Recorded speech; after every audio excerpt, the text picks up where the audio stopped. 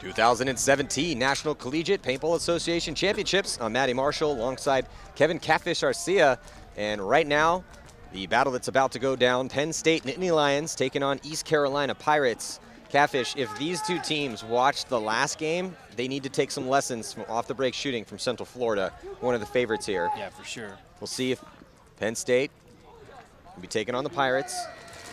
And it looks like off the break, Pirates going, or Penn State goes all the way into the red zone on that D side, and the player for the Pirates running up to the center 50 did not pick him off, so that is a great move. Pirates lose a body here on the snake side, so it's 4-on-5 in favor of Penn State. Yeah, Penn State seems to still be 5 strong here. This is a huge move, though, that was Catfish. A big bite, too. And it looks like they're diving into the snake, getting shot as he dives into the snake. Well, that's not going to help his boy on the opposite side of the field. Nope. There's another player rumbling and bumbling up to the wall right here. Oh, he made it in there clean. Yeah, if he can come around, he gets one and has to trade out, but that is going to make life a lot easier for his teammate who's in D3. He made it there off the break into the red zone. Yeah, but that now makes it an even 3-3 here, spread for both teams. Looks like we have not the Pirates, but the Lions in a more favorable position on the Dorito side. Is he still in the Dorito? He's still over there, still alive. Looks like we have Pirates diving into the snake now.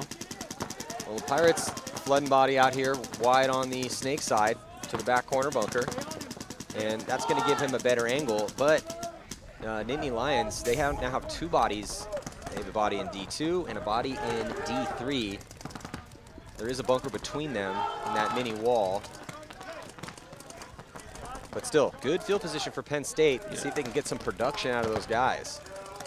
No one in that center anymore. And I think we have 2 in the Dorito and 1 on snake side for the Lions.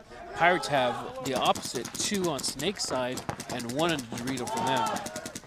So let's see which front player is going to impose their will first. Oh, look at this. Nittany Lions straight into the snake, uncontested.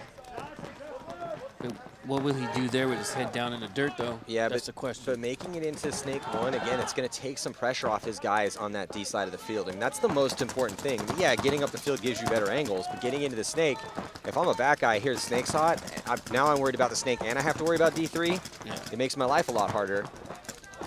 So, and that is the situation right now for East Carolina. Looks like this is going to be a nice long point here for these guys. Yeah, running up about 2.5 minutes so far. Definitely seen longer points on this layout, which means things are going to get interesting in Texas on Sunday. Probably going to have some low-scoring games. But you never know. Here we got Scott here on the snake side for the Pirates. Oh, and the Pirates lose their safety valve on the other end of the field, which will allow the Lions to come down to Dorito side. Yeah, so now it's going to be up to this player on your bottom left-hand portion of your screen. Hoping he maybe can get a kill, but he loses his back guy, so he's probably not going to be living for very long in here. Tries a desperation run forward and gets just stitched up. And maybe he thought that he got a little bonus ball of love there as he turned around and kind of glared at guys from Penn State. Come on, guys. Well, hey, we're here to have fun. That crazy play that they ran off the break, it ended up working out for him. Yeah. I mean, he got into the red zone of the Dorito. I'm trying to think if we've seen. I don't think we've seen anybody run to D3 at the start of a game yet. No. We have somebody attempted, I think one other team, I can't remember who it was this morning, but they tried that move. I think he made it in there but died immediately afterwards. So that's the first guy we've seen make that move, get in there and stay alive. So it's good work and a good first point here for Penn State. Hey, sometimes you roll the dice on those crazy plays off the break and they work out. Those are really fun plays to run too. Let's check out this replay. So here's the battle developing in the center. So that Dorito has been hot on the right-hand side. This guy runs through, clears out that center 50, and that was a big move for Penn State, Catfish. Yeah. Because you could see, look, he's focusing on that D3 and just really putting the fear of God into him. comes and takes out that guy, and again, now that allows him to actually go to work. And that's exactly what happened. And here was that last kill. You could see, kind of felt he got shot a couple extra times, but hey man, it's tournament paintball. Yeah. That's what's gonna happen. I mean, yeah, you might have got shot extra, but I mean, you gotta deal with it, man. These guys are shooting machine guns out here, man. I mean, it happens. Yeah, yeah, absolutely. Anytime that would happen to me, I'd like nod at the guy, and then as soon as I saw who it was, I just remember that guy, and then I'd just, be shooting that guy extra every single chance that I had. What was our rule? 10-1. Yeah, 10-1. Oh, you gave me one extra, or I saw you shoot catfish an extra time for fun? I'm gonna walk you off the field every single time that we play you guys. 10-1. See if East Carolina. Well, let's see what Penn State does in this breakout. So I'm wondering, are they going to go more conservative now? Are they going to come with another crazy layout or breakout? And it looks like, yeah, much more conservative for them. And actually, he's going to go on the delay into what's becoming the favorite bunker there for everyone in that little wall, mini wall over on the D side. The Pirates still favoring that the center wall. Looks like Penn State sliding into the snake. Well, Penn State definitely playing aggressive. They're in the snake early. They made that crazy move on the D side. They've already got made some ground up on that side, but no one is up in that center, so that the same guy is at the stand-up can, at that white can, and he's probably, as soon as he figures out that that center's hot, which he should already know, he should go in there and take that guy out. Yeah. I think he's gonna be the same guy that went last time. He's gonna try to make his way up to the wall. Oh, Pirates sliding into the Dorito 3 and just getting blazed. Not quite making it, sir. Looks like the Pirates lose 2 players. Here comes the cleanup crew. No, doesn't make it. Doesn't make it.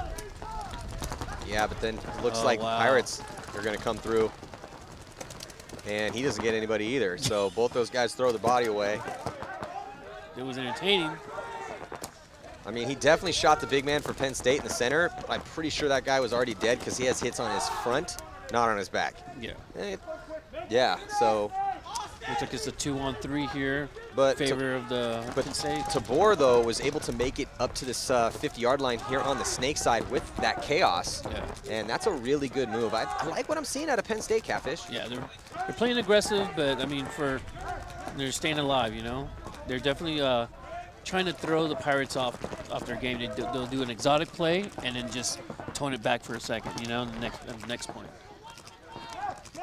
But they tone it back, but they didn't really tone it back that much. Just a maybe 1 gear down. Well, I mean, what they did was key because when the Pirates saw that he had dove into Dorito 3 last point, the guys running up to the wall was looking for that. So now instead of him shooting snake way, he's shooting that way, which freed them up to make a bigger push on the snake side. Yeah, and Tabor did a good job of secondarying into the snake, and now he's in a real good position past the 50-yard line. But I'm wondering, why did East Carolina send their body up to the wall and look snake side if the push came hot and heavy in that first point from the D side? Yeah. And they still didn't stop him from getting in the snake. No, not at all. These guys inches away from each other in the snake. Yeah, we got definitely a good snake battle developing here. See who's going to get the drop on who. East Carolina down a body. And another really long point. I mean, it's 1-0, and there's only 3 minutes and 25 seconds left here in this first half. Penn State players eating up a little real estate on their end here. Well, I like the patience that I'm seeing out of both these guys here. Player of East Carolina is head checking back and forth, and that is definitely the smart thing to do. You got to be careful. He does have his teammate to watch over him. Back player on the D side is just solely focusing his gun, which should allow a lot of breathing room for the players in the center and on the D side.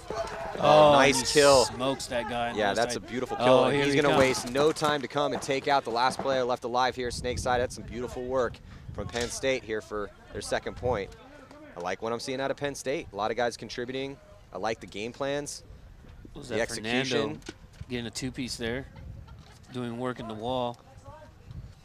That was nice. He peeked over the top of the wall, shot the guy at the back of the Doritos. Good shot on his loader. And then just launched. And the guy wasn't giving him much. No. Wasn't like he had the whole body. I mean, he had to shoot just the tip of his loader, which he did. And then he knew exactly what to do after that.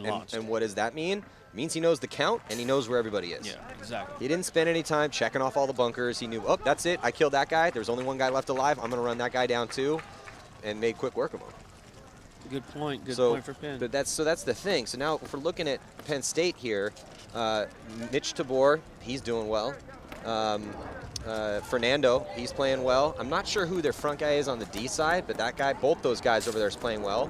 And even I like the tendency of the big man in the center to try to go up there and mix it up to keep that, you know, where's the thorn, right? Yeah. If the thorn's the guy in the center and he's got to die, get yourself in position to do that.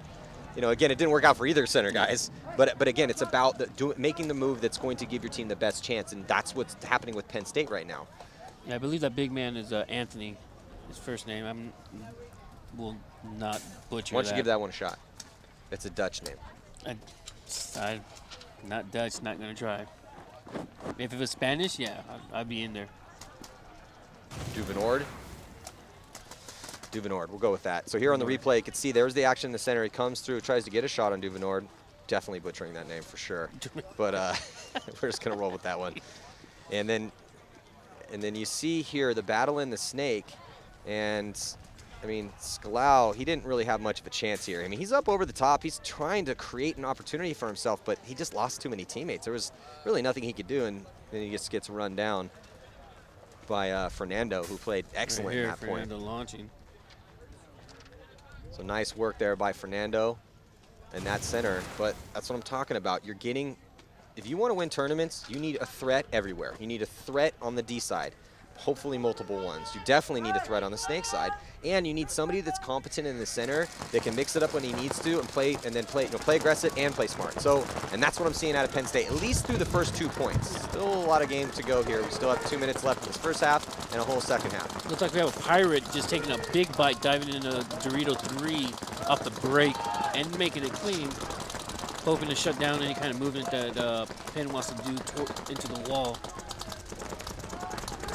We got Penn coming snake side strong a little bit. Looks like they're getting ready to jump into snake here. Good break for both teams, as neither team has lost a body yet, and better field position for East Carolina. So they're like, okay, Penn State, you guys are going to play aggressive on the D side. We're going to counter you, and we're going to do the exact same thing.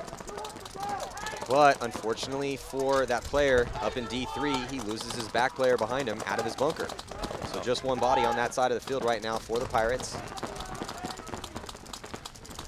Now Penn decides to make a move into the wall here. Oh, and shoots that guy to Dorito 3. Did he shoot that guy making that move? That was impressive if he did. And looks like we have Penn continually coming down the Dorito side. Looks like the majority of their points. The 2 points. Well, there's definitely a full court press happening with Penn State. They have the threats. They have threats in the center. They have threats on the D side. Look at this big move. That's a nice little 2-pack right through the center of the field, and another 3. Yeah, might have got all 3 of them, but still, just impressive performance here from Penn State, as they haven't missed a beat. 3 unanswered points for Penn State. That could have been a 3-piece. I mean, I know 2 for sure. I think that was Zach Johnson. Remember little Zach Johnson, the little missile for them? Oh, yeah. Yeah, he even got I think he went and tried out for a pro team. I can't remember, was it a pro team or, I can't remember which team he got some spins on. I don't know if it was a pro team, but high-level divisional team. Regardless, Zach Johnson was a huge weapon for Penn State last year, and we just saw what he's capable of. Yeah. And you can't teach small size, and he's tiny. Perfect paintball size. So let's check in with the third member of our broadcast team, Lauren Kelly. Hey guys, during that last point, I was talking with Mitch Tabor, who was in Snake 3 on ECU's side of the field during that second point. He said he knew he had the advantage the whole time and was able to just stay chill in that bunker because he could see ECU's shadow on the ground, and he could tell that the Snake 1 player was getting a bit frantic and wasn't sure what to do, so that's why he just stayed calm and waited for his teammates to make their move down the field. Penn State is, I mean, just watching them play here, they're looking real solid. There's a lot of good teams at this event, obviously, with, the paintball. I mean, Drexel had a good game, and Drexel, Texas A&M, Temple beat up on Clemson, as we're watching that run through here from Zach Johnson. But if Penn State can keep doing this and do this against some of these best teams out here, I mean, I'm not taking anything away against East Carolina's not playing bad, but Penn State's just dictating the pace of this game, and they're the ones exerting their will on East Carolina. They're just playing better. So now just 33 seconds left to go here in this first half. East Carolina going to try to find an answer. But, again, to go to speak about how well East Carolina is playing, even though they're down by 3 and it's been mostly Penn State. But I like that they were playing aggressive on the D side. I like that they're getting in the snake. I mean, they're making these positions. They're just getting outplayed by Penn State. Yeah, just, and they're barely getting outplayed. Wow, look at these Pirates coming up the middle. No one's picked him up still. He gets all the way to the back line before he gets diced up. Two-piece. Definitely picked up a two-piece. Nice little run through here with not a lot of time left, and if he can keep some players alive behind him, unfortunately, his player in the snake has now taken his barrel off, which is not what you want to be doing it with 10 seconds left in the half. Yeah, Paris Silver over here doing an operation, doing some medical work right now. That's a game, or that's a name you can't forget, Paris Silver. Yeah. But unfortunately for Paris Silver, he dove into the snake, took a core sample, and was taking his gun apart with 10 seconds left, which, that's not going to help out. He might have been looking for silver. Who knows? So right now, it's just been all Penn State. We're going to head in here to this halftime, put 10 more minutes on this clock, head into the second half. But what Penn State's doing, I mean, it's not, yes, they made a big move in the beginning of the game and took D3. Other than that, it's been pretty standard paintball. Roll your guns off the break, make smart moves. It's just, they're doing a good job, and we're here to say this a lot, but they're dictating the pace of the game. They are the ones that are executing better gunfights, making the first moves, being in positions where East Carolina has to worry about them, whereas it's not vice versa. So let's check in with Lauren. Thanks, guys. I'm here with Chris Altacruz. Chris, you are captain of the Pirates. Going into the second half, what is it that you're going to tell your team so you can try to get some points on the board here? Got to win gunfights. Have to win gun. We're losing our bunkers, getting shot at bunkers, off break. So we got to stay alive. That's all it is. Were you experiencing the same kind of struggles in your earlier matches, or is it because of the aggression Penn State is bringing to this match? Actually, early matches were really easy. We were just running through teams. We were doing the same breakout, so a new change would be good. Penn State's pretty aggressive, so they're fast too, so we got to shoot them out first. All right, well, we'll see if Pirates can match their aggression. Back to you guys. Thanks, Lauren. All right, so stick with us here. We are at halftime, and it's been all Penn State. Your score, 3-0. We'll be back.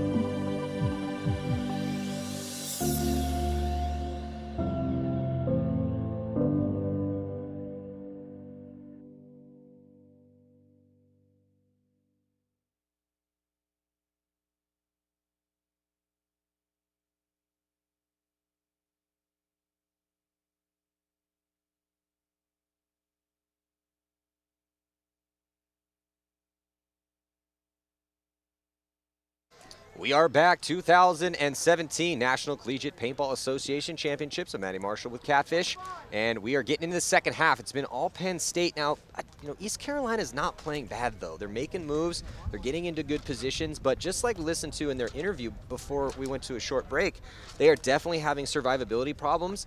And it's the second. It's not necessarily the front guys. It's the twos and the threes. The back players and those insert bears that I feel are having more of the struggles with survivability, which then puts their front players in a bad position, particularly when Penn State is playing as tight and as aggressive as they are.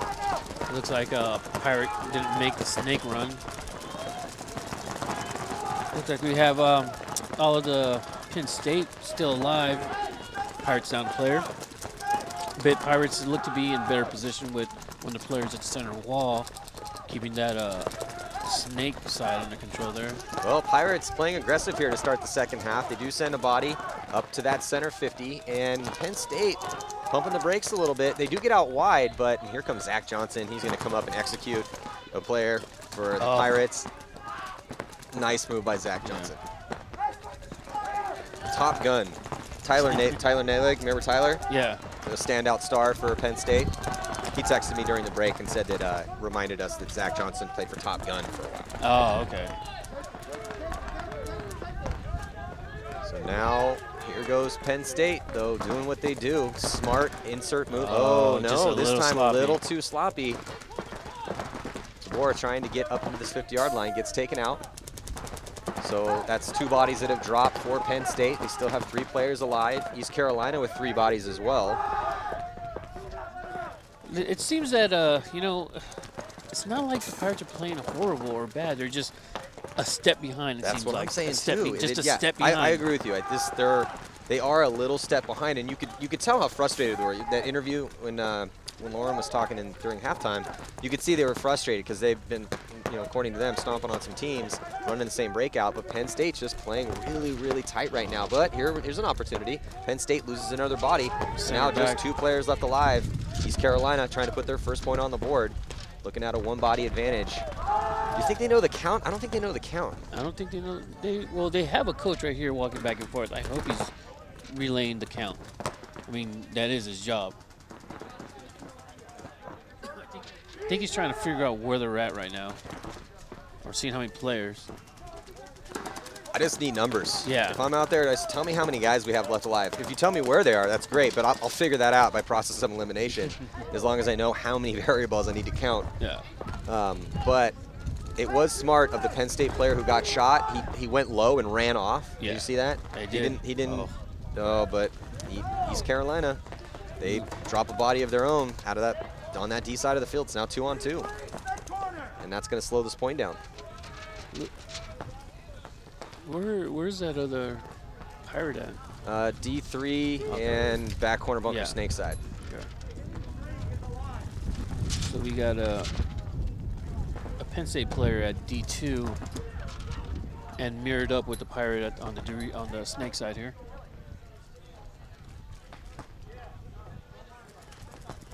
So now, once you get to that even body count, it slows things down a little bit, as the players really have to think about their moves, especially when you always have to think about your moves, but when it's 2-on-2, pressure's on you to not blow it, make a sloppy move or a sloppy gunfight, because most likely whoever loses this next gunfight is going to be the guy that blew it for his team here in this point. Oh, and he just runs down. Nope, he survived that. Ooh, that's a tough one. So, but he ends up getting shot out too, so it is a one-on-one. So Penn State tries to run down the player at D3, misses his shot. Other guy stays alive, so East Carolina had a 2-on-1, but then the back player over here for Penn State got a shot on him cross field, and now it's a one-on-one situation. Yeah, I think the East Carolina player has a better bunker standing up. Well, he's now standing up himself. I didn't know he was that short. Right now, because there's only 6 minutes left in this game and Penn State has the 3-point lead, it's up to the guy from East Carolina to be pressing the action here. Guy for Penn State doesn't really need to do much. I mean, even if he loses his next gunfight, they're still up by 2. It's really up to him to try to take as much of the time off as possible. That's more important than the point. Yeah. Getting 2-3 minutes off this clock is more important than that point.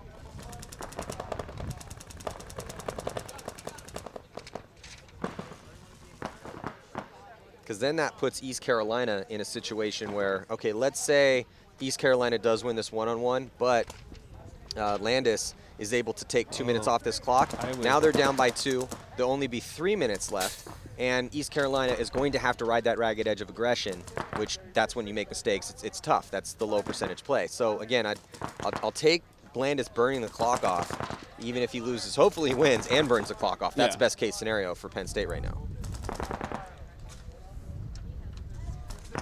Tense moments. This is definitely the point for East Carolina. If they don't win this point, that's it. This game's over. And he's got to know that. Landis just head checking. I don't think Landis has any more paint left. Might have 1 pot on his back. And then Mateo. Yeah, I think Landis has 1 pod left. Yeah, he does have 1 pod. So Landis still has whatever's in his hopper and 1 pod, and I don't think, does Mateo, and Mateo is out of paint. No, Mateo has a pod. So they both have 1 pod. Mateo closes the gap a little bit, moves up. He's past the 50 on to Penn State's side of the field. He's just hoping that Landis gives him something. Landis hasn't really shot his gun much at all. It's been Mateo just kind of tippy-tapping Landis's bunker. That's a bad spot to be in a one-on-one situation. That is not a good bunker.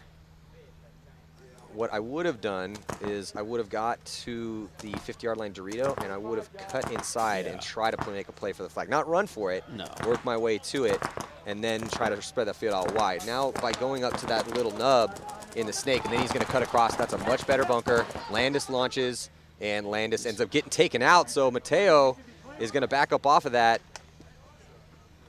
There's no, I was going to say, there's no one left alive, man. You know it's a one-on-one, and Mateo is going to, must be really tired. Yeah. That's a long point for him to play. Very nice job by Mateo to put the first point on the board here for the Pirates. Actually, that's Maffeo. Josh Maffeo. Still, amazing job. That's a really tough, stressful situation to be in. Yeah. But like you said, he did win the point. Congratulations. But the better option in that scenario would have been, like you said, when he got to the Dorito, cut inwards, make your move for the flag, and then just cut the field and use the field to your advantage. But he made it work. Yeah, but he made it work. He made it work. But now we just talked about this. You give up the point, and sure enough, there's 3 minutes and 18 seconds left. And you can check out this replay here. So that's Zach Johnson on the run through. But now East Carolina is down 2, which is totally doable with the time they have. But it's going to be tough. So they're going to have to push forward and make moves that they normally wouldn't make if they had 10 minutes on the clock and it was even on the point spread. So look for them to play a little bit more aggressive than they've been playing. They don't have any other choice, and but that gives Penn State an advantage because they know they have to come. Maffeo coming winning that point for his squad there. Making it a 2-point this fit. So yeah, 3:18. Now there's still time. There's definitely time, but 2 points is what we're talking about. And there's only been 4 points scored in this entire game. So now we're asking East Carolina, and East Carolina's only scored 1. They have to score 2 more just to tie. And it's gonna be tough with just 3 minutes and 18 seconds left, particularly the way that Penn State's playing. However, Penn State in this second half not been playing as well as they did in the first half. I'm not sure if that's the side or what, but still, Penn State loses a body trying to get out wide here on the snake side. This is an opportunity for East Carolina, and they lose 3 more bodies. A major penalty assessed, I think, on Zach Johnson. Yeah. It was either on Johnson or the other guy in the D side, the back Aztec. Yeah. Regardless, one of them. It's not good. A horrible break for Penn State, and this is a huge opportunity for East Carolina. Looks like we got East Carolina players up to the wall, center wall, and then getting shot out of Penn State's Dorito 3. Better be careful not to get another penalty. It's calling them out. So a pretty fast point because of that major penalty here for East Carolina. It's now a 1-point ball game, and with probably about 2:15. Wow. That was a nice little quick point. So yeah, 2:13 left on the clock here. I mean, yeah, it was a good point for if you're an East Carolina fan, but it was only a good point for them because Penn State got that major.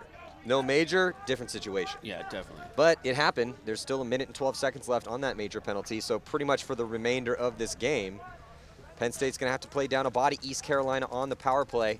Let's check in again with Lauren. Thanks. I'm here with Josh Maffeo. That was a great job on your part during that one-on-one, a crucial point for you guys to get to have a chance at winning this tournament. Now, walk me through your decisions. Why did you decide to bump up to Snake 1 before you crossed the field to get Landis out? Well, my hand's kind of forced being down 3-0, not a lot of time on the clock. I knew if I tried to run a big distance, his coach would just tell him I'm coming, pop, shoot me. We didn't need to trade. So I figured if I could close the distance, give him less time to react or maybe freak out. And that's exactly what he did. He wasn't prepared, came on the inside, and luckily got a shot on him. So it worked out for us. My team's still putting in work. We got a close match here, so hopefully we can turn it around and bring it back. Yeah, we'll see if you can. Back to you guys. So 2 minutes and 13 seconds left to go. You know, he was right. His hand was forced. Yeah. And again, I don't want to be hypercritical, but again, having to go into D1 is a lower percentage play than trying to utilize a pin.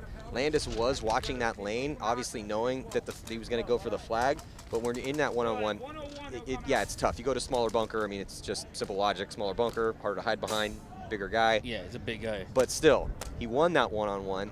That put themselves in this situation now, where Penn State got that major. Minute 12 left on that. It's a 1-point game. I mean, East Carolina could definitely win this one. They're fighting right now. Yeah, definitely. And they got a break. They got a big break from the paintball gods here. But are they going to capitalize on it? And what sort of play are they going to run?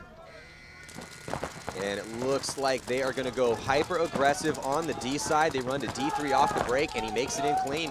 And they also go to the center 50. They spread the field out too. That's a great break for East Carolina.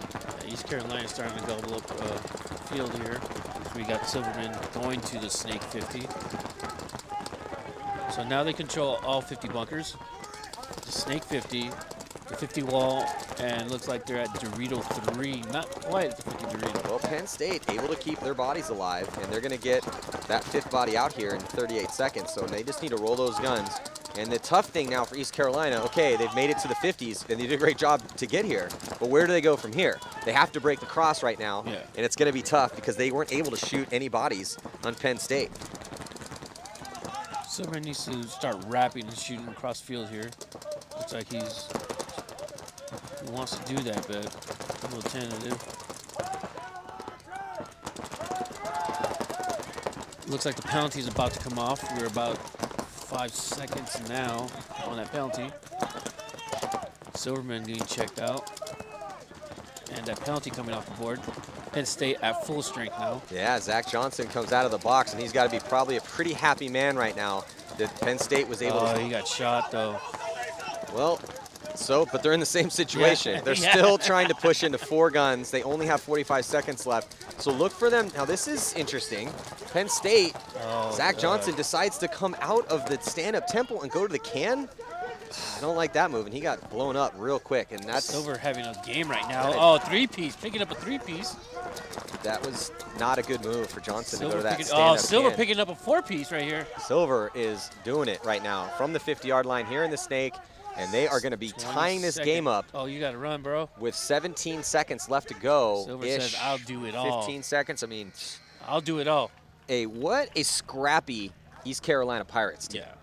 I mean, yeah, they got the gift of the major, but Penn State was holding strong, and East Carolina able to make it to all the 50s, and then again, always the tough question, how will we break the cross? We're looking at 4 guns, and then Silver just starts taking bodies out from the center, from the 50-yard line here on the Snake side. There. They needed that from him at that point right there, tying it up. 14 seconds left on this clock. Hey, that's what I'm talking about, fellas. Feel good? Just trying to figure out what exactly will happen.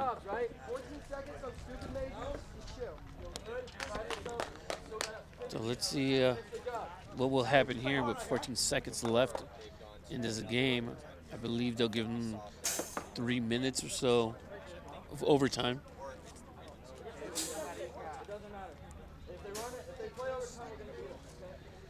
You see yeah, Johnson getting it potted up. so- No, he's going to be back out there. I mean, we're going to see an overtime period here. I don't see how okay, barring 2 majors, I think we're going to see an overtime period.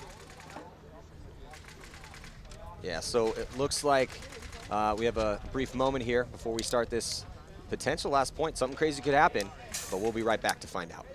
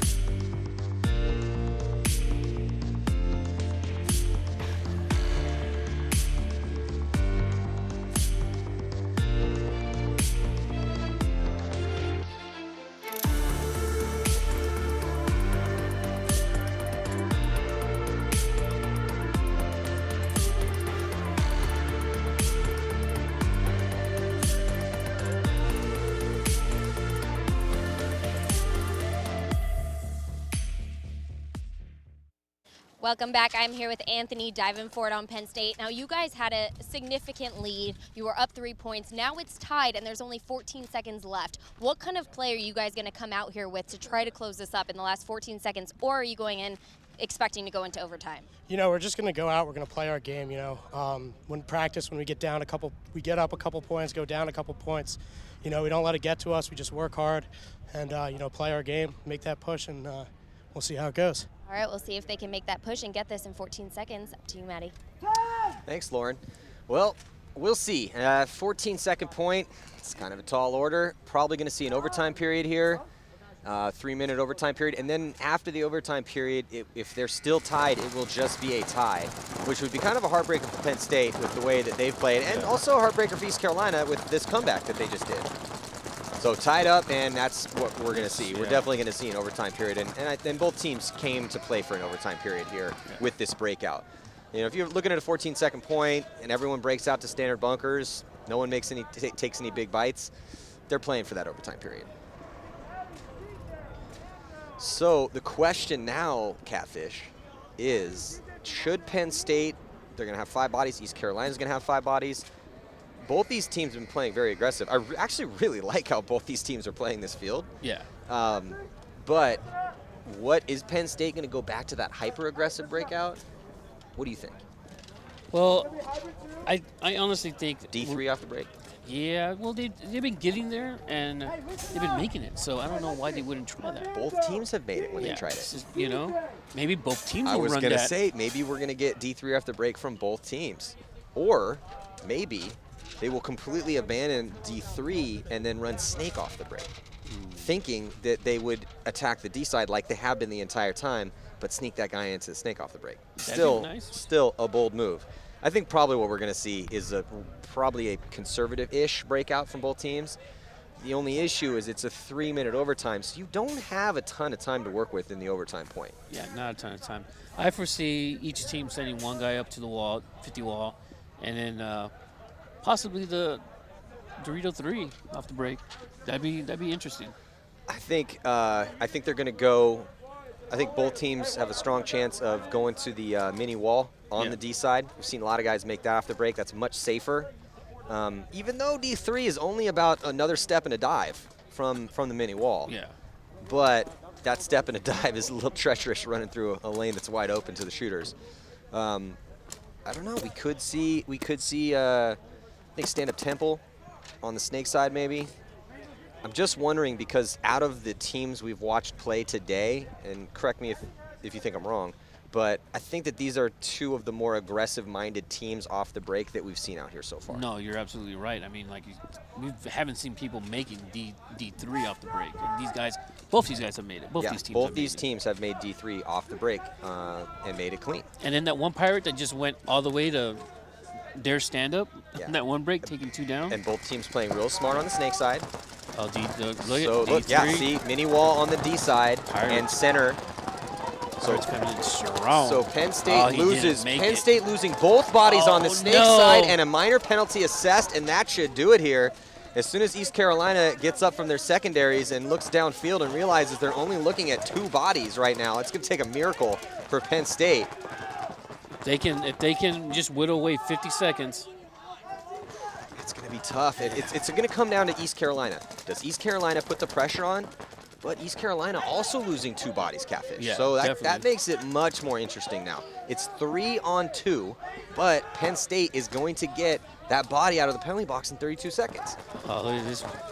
That's wow, big bite.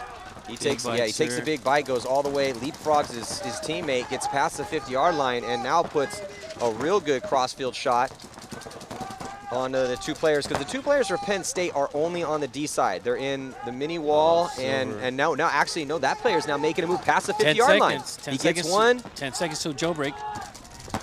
So there's going to be a body coming out of that penalty box, and the guns have now shifted. Nobody picked him up, Catfish. Nobody picked him up. Might have got a ball on the player from East Carolina. Oh, and he shoots him. So the player coming out of the penalty box might be the hero for Penn State. If Penn State can pull this off. Wow. Penn State looks. A couple real good moves from Penn State here has now put them in a position to potentially win this match. It's just 1 body left alive. I don't see Penn State losing this. I don't see they do it. It looked horrible for them at the start at the break. They had the penalty. They lost a bunch of bodies, but they fought through it. It looked like Penn State was about to walk the plank, and Silver, instead, Paris Silver, the Pirates end up walking the plank. Yeah, Paris Silver getting decimated by Gunter. So Gunter coming out of the penalty box somehow, some way. The 2 players left alive for Penn State on the D side. Not only did they stay alive, but they shot bodies as well.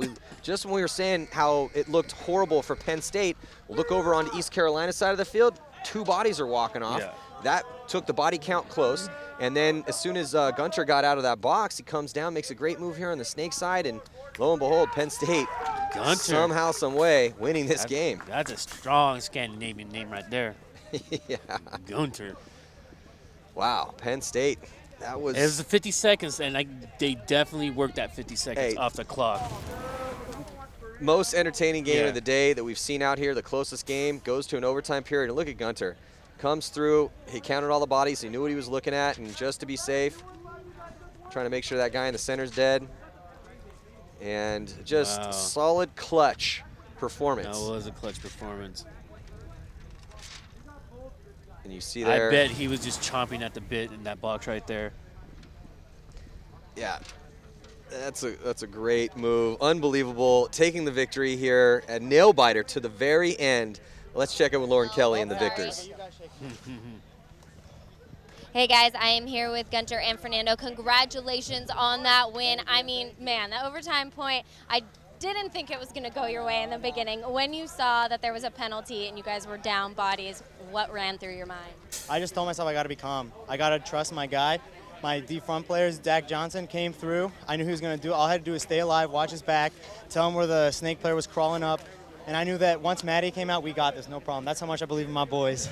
Gunter, you did work on the snake side. Tell me what was running through your mind in that moment when you decided to make that run. Well, I mean, he's just counting down the penalty, and then I was just like, I got to choose a side. And as soon as I did that happen, he just come running down the snake, so I figured, you got to kill one of them, so I picked him out. So I'm glad it worked out. Quick shout out to Wanna Play Paintball if you're in Central Harrisburg. Hit it up. It's an awesome field. Go ahead. I want to give a shout out to my mom, my dad, but I love you. Blitz Paintball. Guys. And Penn State, baby. We are! Thank you!